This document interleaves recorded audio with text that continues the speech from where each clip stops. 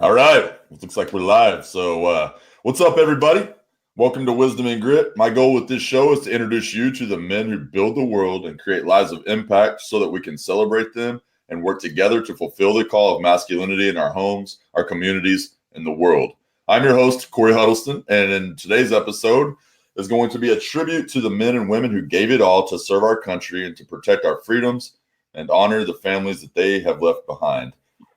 Just coming in after Memorial Day, and this was a great time to bring in our next guest, who happens to be a Marine veteran and founder of a organization called Survived Inc. and Dear Calvin Project. So in 2012, he enlisted into the Marine Corps straight out of high school, and after basic training, he was shipped to Fallujah, Iraq, on a 14-month deployment to support Operation Iraqi Freedom, and what would also go on to be remembered as the bloodiest battle since Gettysburg. Upon returning back to the U.S., he was sent to 29 Palms, California as an instructor controller at Mojave Viper, where he trained deploying units in anti-terrorism measures. After being honorably discharged in 2015, he would go on to start Dear Calvin Project and Survived Inc. as an organizational movement that creates tribute videos to honor the lives of the fallen soldiers so that their legacy and memory can carry on in living color with their children inside of these Gold Star families. He is down to earth, sincere, and generous. Please help me in welcoming my friend, Charlie Jones. Charlie, what's up, brother? Hey, man, how you doing? Thanks so much for having me. Man, I appreciate you being here. So I'm excited about this show today because I grew up in a very patriotic home, multiple family members, went on to serve in the military. And to me, the idea of Memorial Day is so much more than a barbecue. It's so much more than time out with your friends, drinking beer, whatever it is, and it's this opportunity to really reflect on and teach our children, what it actually takes to preserve the freedoms that are in our country. And so this is such a huge deal to me. And I know so many of the men inside of Wisdom and Grit, man. So first of all, thank you for your service. And for all the men and women watching here today, this is we appreciate you and honor you. So I appreciate that a lot, man. Thank you. Yeah, my pleasure. Memorial Day is kind of it's a strange holiday, because it's a happy day, but it's also sort of a sad day at the same time. I always try to think of it as just like a day of remembrance rather than go down and have a party or whatever, like on New Year's or something. But yeah, and it's an interesting holiday. Never really had that kind of impact on me until after I had joined the Marines. A lot of things changed, but that was certainly one of them mentally. Yeah. Oh, I can imagine. So tell me a little about yourself, because going into the military, obviously is a huge decision for, as a young man going in. So like, did you grow up in a patriotic home, or kind of what was the trigger for kind of upbringing you into that environment? Yes and no. My father is an attorney, so certainly the law was always very important, and rules, respect, and things like that. I grew up in a very kind of a strict, old school house in that sense. My father and mother, neither one of them served. My grandfather did. He actually was awarded the Bronze Star during Korea. He was a helicopter pilot. But really, joining the military hadn't even really occurred to me until, 9/11 for one. I remember very vividly where I was 9/11.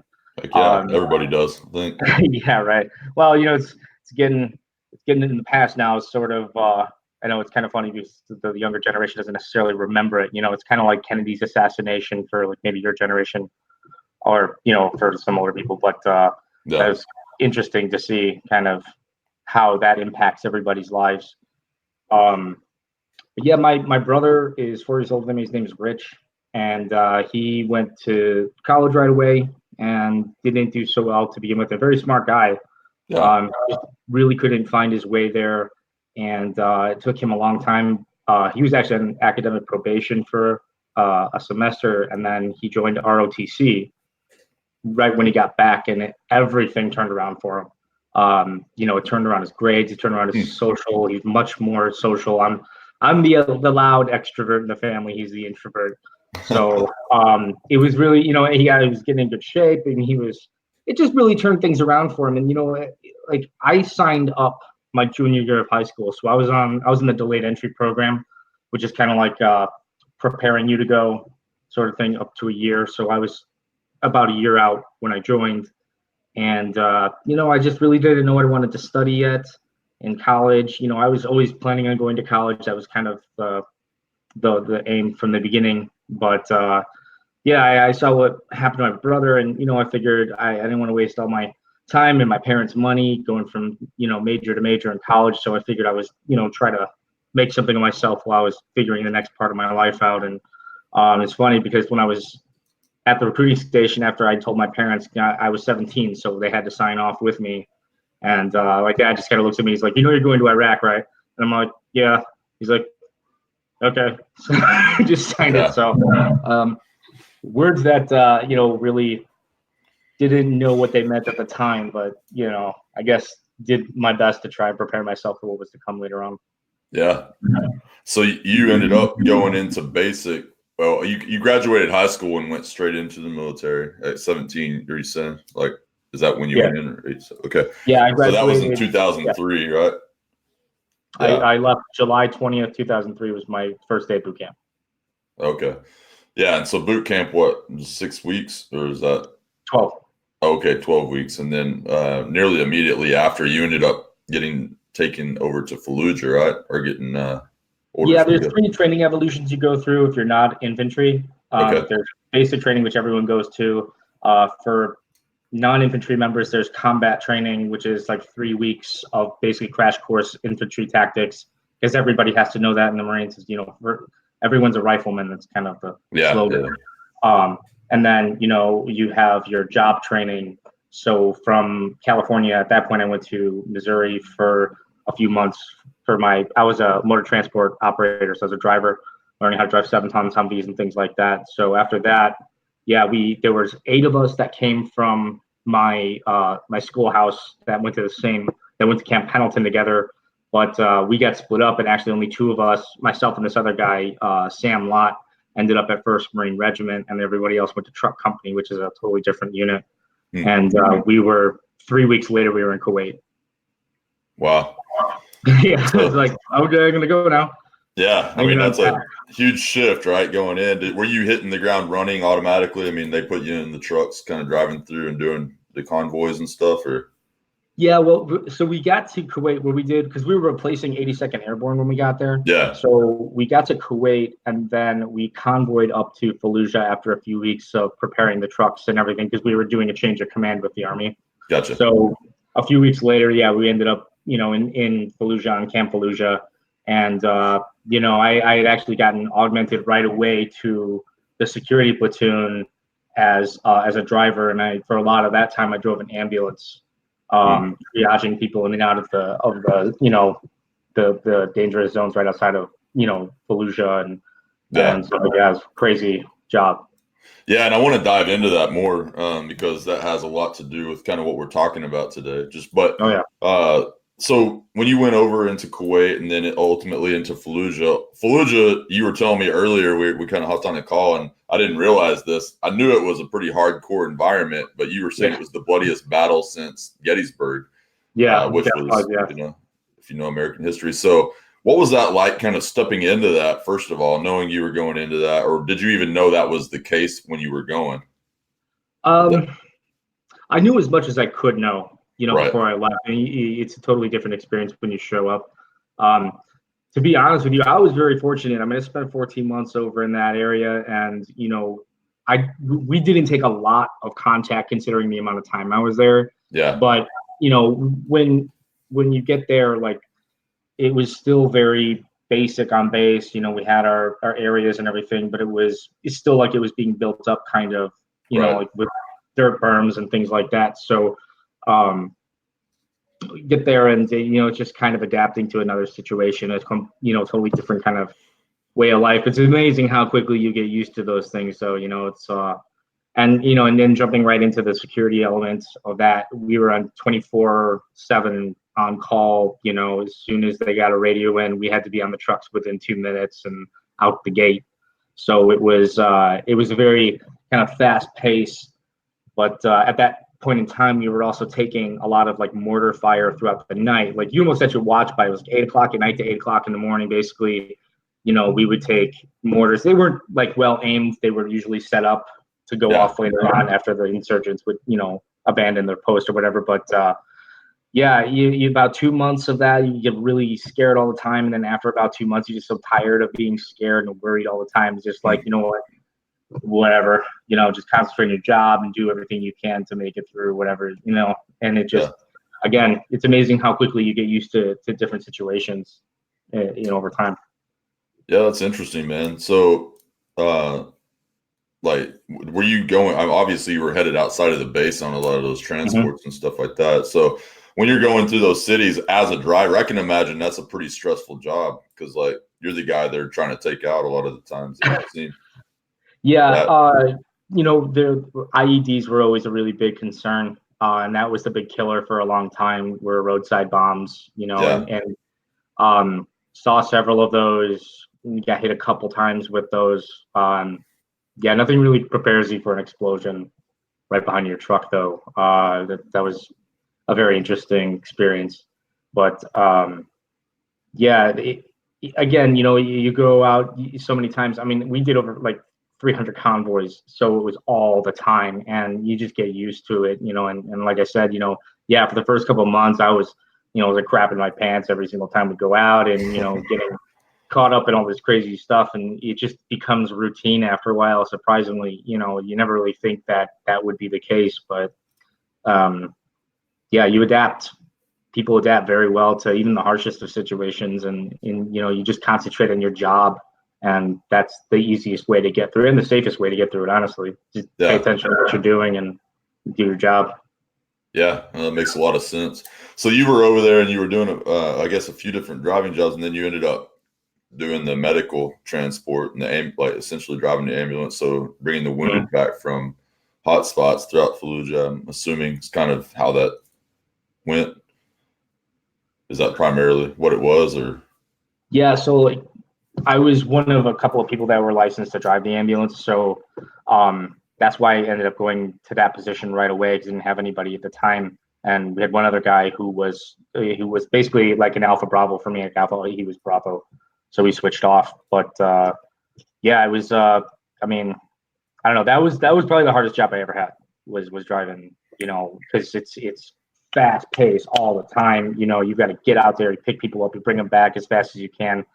And there was, like the tempo wise, there was a time when we went out and we picked up this critically wounded staff sergeant had gotten shot through the neck, and we went out. We were in such a rush, to get him back to the surgical unit to save him, that the rear doors of the ambulance where the corpsman was working on the guy blew open because they weren't secured enough, and it sucked him backwards almost out of the truck. Wow. And there's this little like 3-stair like ladder that falls out the back, so to help with loading the gurneys. And his leg caught the last stair out the back, and he didn't miss a beat, still working on the guy with half his body hanging out the back end of an ambulance going 65 miles an hour. I actually have a picture of it, which is pretty funny, but you see his legs sticking all the way down by the ground. And, unfortunately, we weren't able to get the guy back in time. I mean, we did everything we possibly could. I mean, that was 65 miles an hour in a 7-ton or a Humvee. 65 miles an hour is like warp 10. Yeah. That's really fast. So, that was a kind of a hard day for everybody, especially Doc Book, who's the corpsman that was there with us, a good friend of mine, actually. But yeah, that was the kind of the tempo of everything. It would just be go, go, go, go, go.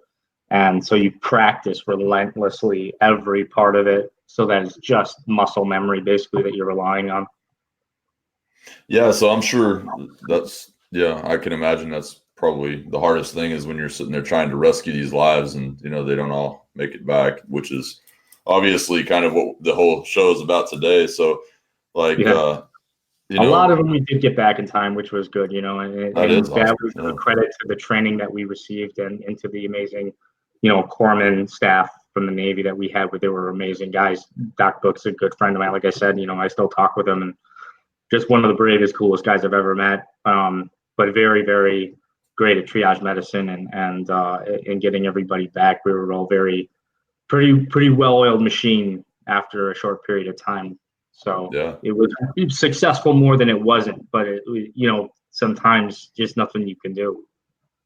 So like I had my buddy Brian Fleming, he was on here. We had him interviewed him, I guess it's probably about a month and a half ago. And he was over in Iraq as well. And he was actually in 2 different IED explosions, roadside bombs and at separate times, and the last one, from what I understand, did pretty, almost took him out, I mean, like he was hurt and injured pretty well from that.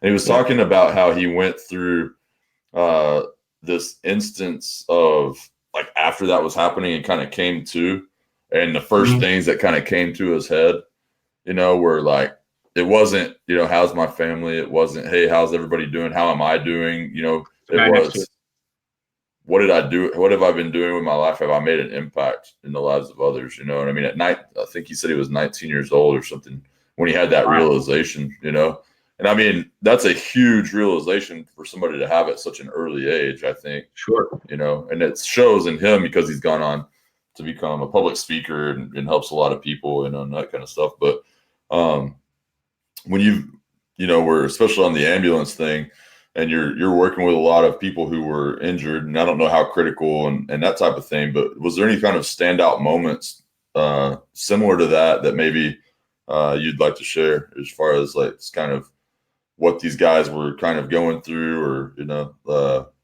along the way, or was there anything that? There was. I mean, that time, especially like when we got back and we got the guy to the surgical unit, when we found out that he had passed, that was a big moment for everybody, because we did everything right, aside obviously for not the doors in the back of the ambulance, but other than that, there was another time I don't know, it's funny because you get into these situations where something detonates like that, it's completely unexpected, and you go into this autopilot mode, like there's pure panic and chaos going on, but at the same time, like I was able to kind of pull myself out of it enough to be like I'm an autopilot until after the fact. Yeah. And usually, like we had one where we were driving from Balad down through Baghdad to Fallujah, and we were about maybe a couple of miles outside of Baghdad, and we got hit by an IED blast, a machine gun fire, RPGs, and this IED had detonated probably about 50 meters behind my truck. And after everything was done, after the security element went over and took care of business, we relinked back up.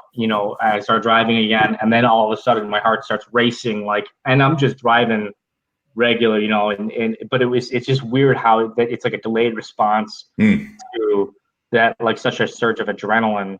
Yeah. You know what I mean? That's crazy, man. Yeah, that was an interesting experience as well. And we ended up losing a guy in that one too. And the one thing you don't ever want to hear is KIA over the comm. Everyone stops. Yeah. Everyone stops when they hear that. It doesn't matter how long you've been in. It doesn't matter what your rank is. Everybody just, the next question is, who was it? And then we lost a guy, Manuel Sinaceros. He was a lance corporal from our comp platoon, and a great guy, a new father too, unfortunately. So that was another rough day, but. Yeah, so that's the big unintended consequence. I mean, even I don't know if it's unintended, but unexpected, whatever. For a lot of these guys, obviously, that are getting killed overseas, or the men and women both, but is the families that they leave behind. So you kind of went on. You did your 14 months overseas, or over in Iraq, right? It was 14 months, yeah. And then you came back and started doing some training in the counterterrorism for the guys that were going out? Yeah, so after I gotten back, a little while, maybe a few months later, I was augmented to 29 Palms, which is another base out in California. It's actually the largest Marine Corps base. And I was part of a unit called Mojave Viper that was a training evolution. And it was one of the as units deploy, they have to meet certain requirements. They have to have these checks in the box, and one of those checks is going through Mojave Viper, because what it does is it teaches you how to deal with the civilians. It teaches you how to interact with people and try not to get on CNN, doing something stupid, Right. And how to deal with a terrorist threat in the situation. So it's a very important training exercise. I was sent over there just because of the experience I had in my convoy ops, and help with run the insurgency for a while, which was kind of fun. But just teaching these Marines like vehicle inspection and stuff, how to detain people properly so that you're not accidentally causing a really big problem. And it's very culturally, there's so many differences between our society and society in the Middle East. It's very easy to make a big mistake and not even know it. Like, for example, showing the bottom of your shoe or your boot to someone is really a bad thing. It's like basically telling them you're going to kill them. So if you have somebody down on their knees and you're pushing them with your foot or something, that's a big problem. And you have to know these things so you don't accidentally do that. I mean, not that you should be kicking the guy anyway, but I mean, those are the kinds of things that that you can accidentally do that would cause an issue, that we would teach people how not to do that, what to do in these situations, how to do it properly and everything like that. So there wasn't any more Abu Ghraib type experiences there, Yeah. That's super interesting. Like that cultural disparity that happens, where it's like, like just little things like that you would never even really consider to be like these things. But that's kind of one of those odd concepts of going over into different, environments. Yeah, so you get your day-to-day, thing in America, and you think that's how life is everywhere, and it's not, and there's different reasons for it. They have different values culturally than we do. It's important to try and understand what those are, Yeah. especially just knowing who you're around. But yeah, it's something that you can make a pretty big mistake very easily, not even know it, walk away, and then there'll be somebody freaking out about something, and just trying to get every aspect of that covered so you don't do something stupid. Yeah, no, I can imagine. So let's take it back just real quick, because when you were over there, what was kind of the biggest I guess realization to you about being over in a new culture like that? And kind of obviously I think things are probably somewhat controlled and you're used to it, at least from being around the other guys and stuff that have been over there for a while. Maybe they've debriefed you to some degree, but like when you got out there and started engaging in the culture, that you never, I don't know, how big was like terrorism back then? That was kind of the beginning of all of the massive crazy stuff, right? I mean, yeah, it was. That's what made Fallujah such a dangerous place, was because you really had no idea who was who. Conventional battle, America is pretty much the powerhouse of the world, but this is not conventional. It's guerrilla, and it's very difficult. People like that are very, very good at blending in. There was the incident in Haditha is a good example of that. Somebody shot at a Marine convoy out the window and they ran off, and by the time they responded, which is not more than a couple of seconds, and they leveled that room in that building and found out that not only did the guy get away, but he was in the school. Oh man. Yeah, and that's the kind of people that you end up fighting. So it's like there's, at least compared to what I was still out growing up and in the military, there's no honor there. There's no, cause for, I don't know, like respecting your own people even to that point. You're using them as shields, and you're talking about with the enemies, because the people, from what I understand, are actually really great people, like the ones that I had no problem with the civilian population at all. They were usually pretty happy to see us. We give them food and stuff whenever we could, water. We had very few, even slightly confrontational conflicts. I only took detainees one time, and they were people that should have been detained. So, yeah. That's crazy, man. So, okay, going back now to the fort, I wanted to touch base on that because I feel like that's important. I'm really trying to get people to understand the kind of stuff that you guys went through mentally, and why all of this really matters in the first place, right? So, All right, so going back, you did your time training, on the anti-terrorism stuff. You get out, and then you end up going and doing on the reserve side of it for a while and doing cargo stuff, right? Isn't that what it was? Yeah, so after active duty, I separated and I started going to DePaul University. I moved back to Chicago. And I just, after like a little less than a year, I kind of missed it, but I didn't want to go back to active duty necessarily. So I went there's a 2nd Battalion, 24th Marines in Chicago on Foster and Kedzie. That's our unit out here. So I went in there and I reactivated myself into the SMCR, the Select Marine Corps Reserve. And I was a sergeant. That's how I gotten out of active duty as a sergeant. So when I was put into the motor transport platoon, I instantly became the platoon sergeant and the operations chief, because I was one of a few people that had actual, overseas experience and, experience in those positions. But great group of guys, great platoon. I had a great experience there. Yeah, that's awesome. Yeah. So then from there, like you were at, I think, whatever game it was, because I can't remember. Was it a hockey game or something? Yeah. February 23rd, 2013, I was at a Blackhawks game. And one of the guys that was in my platoon on active duty, a guy that I deployed with, his name is Dave Wilkinson, called me up. And he didn't call me very often, but once in a while he would, ring me up to say, how is it going? So I just kind of hit ignore, because it was too loud in the stadium to hear anything anyways. And he called me right back immediately after that, which was just really strange. So something was up, obviously. So I, excused myself and I went out to the concession area and, I said, hey, what's going on, Wilkes? What's up? And he's like, John, I'm sorry to have to tell you this, but John was killed yesterday in Afghanistan. The thing is, they never really refer to each other by our first name. So I'm like, what the hell is John? What are you talking about? And he's like, oh, Sergeant Davis was killed in Afghanistan yesterday. And I just kind of, I don't know, that was the worst call I ever got. I don't know, maybe a couple of moments that I didn't say anything. He had to ask me if I was still there. And that was a very important guy in my life. He was my first mentor, somebody I came to respect a lot. Had a very long relationship with that covered a lot of different emotions. But yeah, so he told me that, and I was like, all right, I'll talk to you. I'll give you a call tomorrow. Thanks. And I hung up and I went back and sat down, and I don't remember who played the game. I don't remember how much time was left.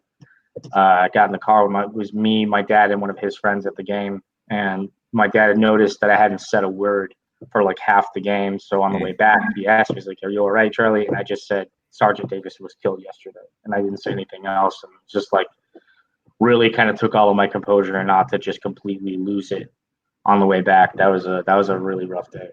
Yeah. Sorry about that, man. But so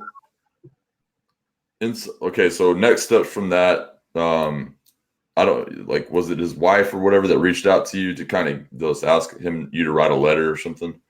Yeah, we were right after his funeral. Tried to keep in touch with them, regularly after that, just to see how everything was going. We were all pretty close friends, and his wife Helena had asked a couple of us that knew him really well, hey, can you just like write a letter to Calvin about John, just because he was 4 years old at the time. And I mean, my memory doesn't work well now, and I'm 34.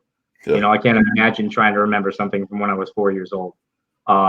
And as time goes, your memory degrades, and you just don't have anything left of what you used to know about somebody, especially, and that being your father. I can't imagine, what kind of confusion that would cause.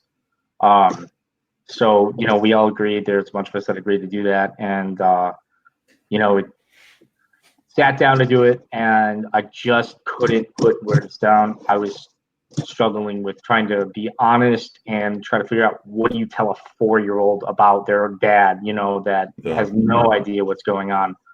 So ended up, just putting it off, and then eventually forgetting about it, which, came back up later on.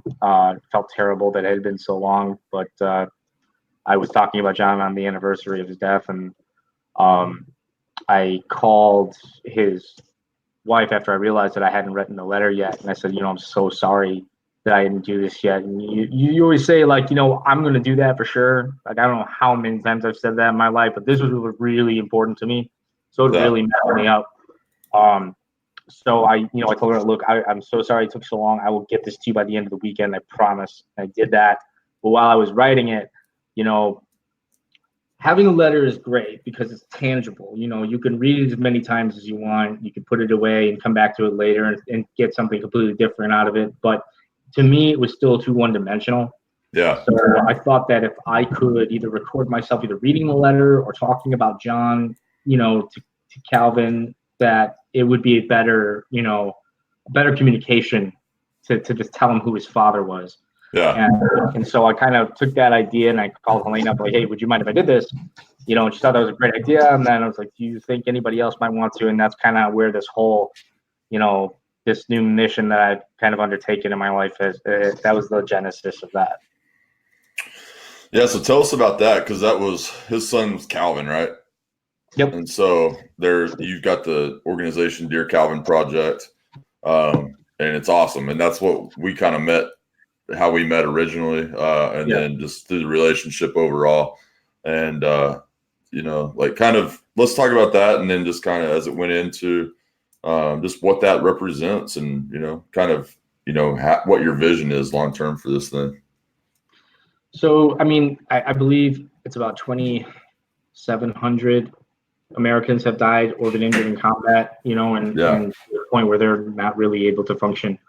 That's a lot of families, and I mean, losing a parent as a child is such a devastating effect on your life in every way. I have both of my parents. I'm very blessed in that respect. I have a lot of great friends, including yourself with the sweet beard. Yeah, man. I never had to really suffer through that kind of a thing, but I can certainly understand how confusing it would be not to know where you came from, and that's really kind of where I started with it. Writing that thing and telling Calvin about John. I thought maybe other people would want this because they're lost in time. I've always been really big on stories. I love stories. I love telling stories. I love listening to stories.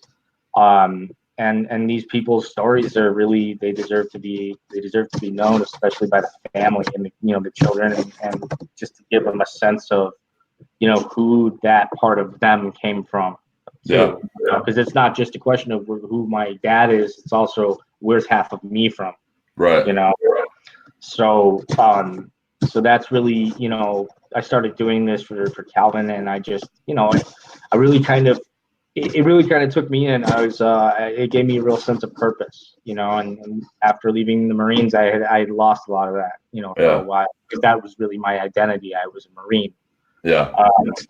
But yeah, that was where, that whole idea came from, and what it means to me is, it's a major part of my life now. I want to make sure that these people's stories are told and they're remembered by their families and everybody else, because they deserve it. I mean, they've earned that for sure. Yeah. So let's talk about, the whole experience of that, because you had all of his, the people that served with him fly over.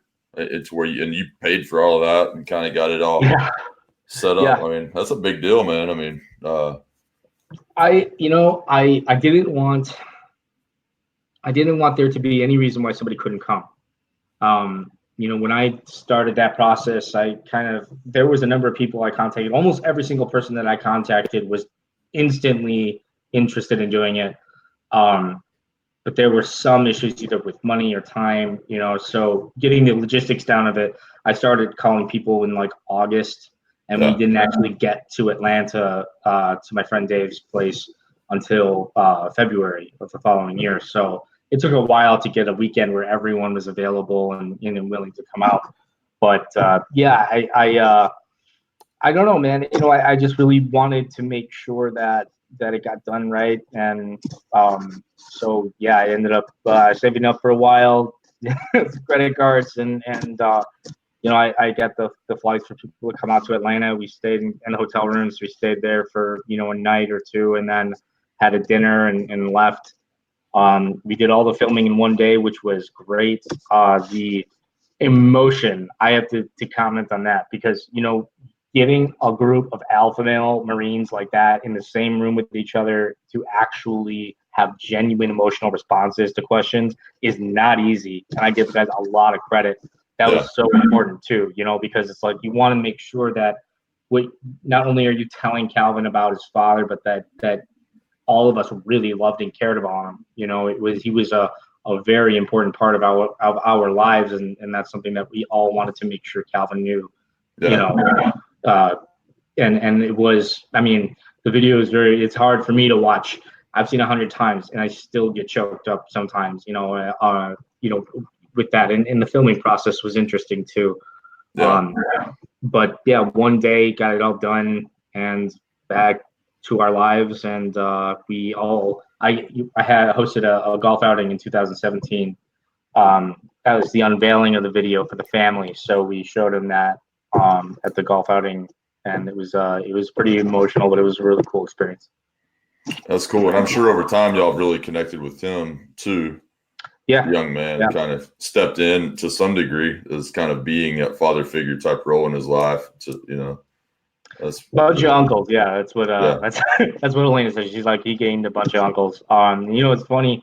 One of the families, I just got back from Nebraska and they hosted a 5K fundraiser for the organization. I didn't even know they were doing it until they called to ask me after everything was already pretty much said and done, like if I minded. I was like, of course I don't mind. That's awesome, Yeah. And Helena and Calvin were there, and a couple of the guys that were in the video were there as well. They made the trip, and I drove from Chicago down to Nebraska. It was 7.5 hours, but I was so happy to do it. Yeah. It was really cool, and it's really kind of a family atmosphere in that respect, and we all look after each other, and that's really what I'm trying to build too, along with just doing these videos, but a culture of people that can come together and lean on each other and find the strength and advice or whatever to support each other, through this kind of an experience. It's so important to get past. Yeah, and I think that's such an important thing. So you're doing this now for other families and stuff like that. So that's really cool. What do you think, from the perspective of the fallen soldiers, but also from the perspective of the Gold Star families and stuff that you work with, how can the rest of us who maybe didn't serve or, who whatever else, honor the, just their family and what they did, serving for our country, in the best way, for the civilians, stuff like that. There is so much positive support in America for veterans, especially for veterans that have fallen in battle today. I don't know if I would even add anything. I always feel very, appreciated that I've served, and I certainly appreciate the people that were, that would do it too. And I know it's not like it was in Vietnam era, where we come back and everyone hates the soldiers. I think people these days understand that politics aside, they have nothing to do with military action. Decisions, yes, but not the day-to-day action. It's not what we do. You follow orders, you do your job, and you do the best you can to try and better yourself as a person and as a Marine, sailor, soldier, airman. I don't think that there is, maybe just, I would say just to listen to the stories and remember, and think about that, like maybe on Memorial Day or whatever, if you have an opportunity to help somebody out, do it. But I always feel very appreciated, which is really nice, but it's, for me, like being in the Marines was a job, it was something I did, I had my own, choice about doing it. So I've always overwhelmed with the positive support, but it's really nice. I appreciate that a lot. I know a lot of the guys do too. That's cool, man.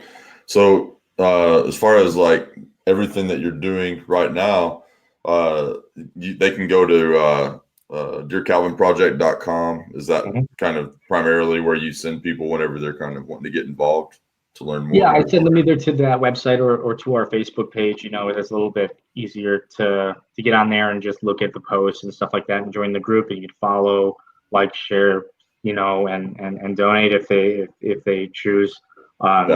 Every dollar helps, but sure. Just trying to refine the website and get it to a really good, I have to build up a library of videos as well. But I'm excited. There's a couple of things that I'm, going to add into that Dear Calvin part of it. And then, it's to continue into the Survived Inc., which is the larger organization. Yeah. That's all like kind of on the up. I'm really running into shoulder into it, at this point, like going 100%. So just trying to really make that my focus and, of all of my effort and drive. Yeah, that's awesome, man. Well, I appreciate everything that you're doing. Obviously we talked a lot about it, and when you get down here, because you're kind of uprooting coming down to Texas, which I think is a really smart move for you. But just being able to get you plugged in and being able to make even bigger impact, because there's a lot of organizations down here that are serving Gold Star families. So I think what you do will be a great type of a segue into like kind of even partnership stuff like that. So for everybody watching right now too, just go to Dear Calvin Project, take a look at what is happening within that organization, and just what Charlie's doing there. And like if you feel led, to donate some cash, that's obviously it's going to be used in a great way to help kind of take the legacy of somebody who's not there, to kind of fulfill it outside of a few pictures within the home from the people who spent some of the last moments of their lives with them, and really I think if I were a child in that environment, I think how special that would be, to be able to have something like that, where you've got so many people that you look up to as a child, sitting there talking about who your mother or father was, and what they meant to them. So that's cool, man. I love the creativity in that for what you did there. And so appreciate you. Yeah, I appreciate you taking the time to be on and all that you're doing, man. And anything else, like where they can find you on Facebook and stuff too, right? Yeah, you can, if you wanted to reach out, or if you have a family to nominate, or if you wanted to request a video too, you can email me at cjones@yourcalvinproject.com. Go on the website. We have a form to fill out, and I will be in touch with you as soon as I possibly can. I want to get these projects going and really start getting this mission on a good march pace forward. I mean, everybody that supports the organization, I can't say no thank you enough times. Like I said, we had that fundraiser, in a town of 1,411 people, over 70 showed up, which is a lot, for that. So that was really cool. It was really kind of inspired. It really got my engine running again, as far as motivation goes. And coming down to Texas, man, I can't wait to get there and really just start putting everything I got into it, and hopefully I can get this thing off the ground and helping a lot of families out there, remember, and, helping them with whatever they need, as, being the victims of such terrible outcomes from the horrors of war. Yeah, man. Yeah. So, after Memorial Day, man, hopefully people kind of begin to look at that and see it for what it is, because it's not always, like I think we say never forget, man, but it's kind of like this is a way to actually not do that. So dude, it's awesome, man. Well, guys, thank y'all so much for tuning in. Charles, again, thank you again for being here, and I hope you guys have a blessed day. Oh, my pleasure, man. It was awesome. So you guys have a wonderful day, and I appreciate you. We'll talk to you soon. Take care.